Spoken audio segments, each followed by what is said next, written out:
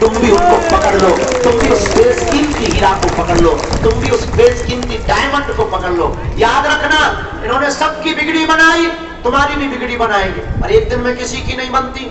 हमें भी 12-12 साल तक माथा रगड़ना पड़ा, हमको भी धक्के खाने पड़े, गालियां खानी पड़ी, सेवा करनी पड़ी, रातों भर जगना पड़ा, दिनों भर मंत्र जाप करने पड़े, दिनों गुरुओं के पास जाना पड़ा, गुरु की सेवा करनी पड़ी, सन्यासी बाबा की उपासनाएं करनी पड़ी, तब जाकर के छोटी मोटी सी किरण, छोटी मोटी सी जुगनू, छोटी मोटी सी आशीर्वाद, छोटा मोटा से चरणों का प्रसाद मिल पाया।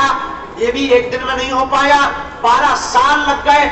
आप चाहो तो 12 दिन में तुम्हें हो जाए तो शायद इतनी बड़ी घटना नहीं हो सकती है। याद रखना, बिल गेट्स को, एक बहुत अमीर आदमी है दुनिया का, बिल गेट्स, उससे पूछा कि आप रातों रात अमीर बन गए, इसका राज क्या है? उसने मुस्कुराते हुए कहा कि हाँ सच है, मैं रातों रात अमीर बन गया हूं, और ये किसी को खबर नहीं है वो रात कितनी लंबी थी। इसलिए तुम हमारे पास आए हो तो केवल पर्चा बनवा भर के मत जाओ। पर्चा बनवा के अगर तुम चलेगा तो तुमसे बड़ा उल्लू और बुद्धू हम दुनिया में कोई नहीं समझे। केवल पर्चा बनवा के तुम चले गए तो सिर्फ खोखले चमत्कार में पड़े। और एक बात और याद रखना, तुम हमारे पास जिस दृष्टि से बालाजी के पास आओ, हमारे पास मीन्स बागेश्वर धाम, हम नहीं बागेश्वर धाम, हम तो बागेश्वर धाम से, तो बागेश्वर धाम पर जिस दृष्टि से आओगे तुम वही पाओगे।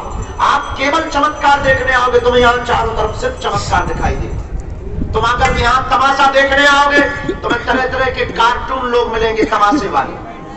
अगर तुम सिर्फ खाने आओगे, और हमें लगता है बेहतरीन दृष्टि वो है जो इसलिए आए कि वो बालाजी का हो जाए, वो बालाजी तुम्हारे हो जाए।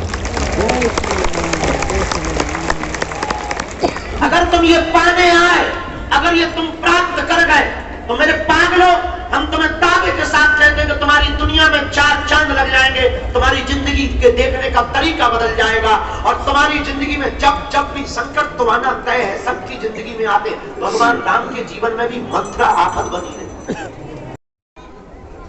विक्रमादित्य राजा बैठे हुए थे, उसी समय कोई फक्कर महात्मा, फकीर गांव के महात्मा आए। राजा रोज सुबह बैठते थे, लोग उपहार लाते थे, कोई माला लाता था, कोई पैसा लाता था, कोई मोहरे लाता था, कोई सोना लाता था।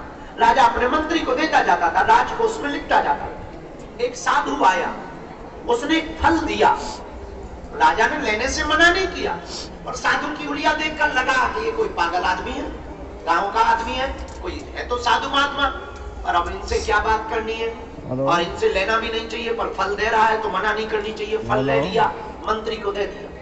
न साधु ने बात की, न राजा ने बात की। और आप आश्चर्यचकित रहेंगे कि वो महात्मा रोज आया, रोज एक फल देता और चला जाता। राजा रोज फल लेता और रख लेता, ना महात्मा ने बात की, ना राजा ने बात की। 10 साल गुजर गए फल देते देते।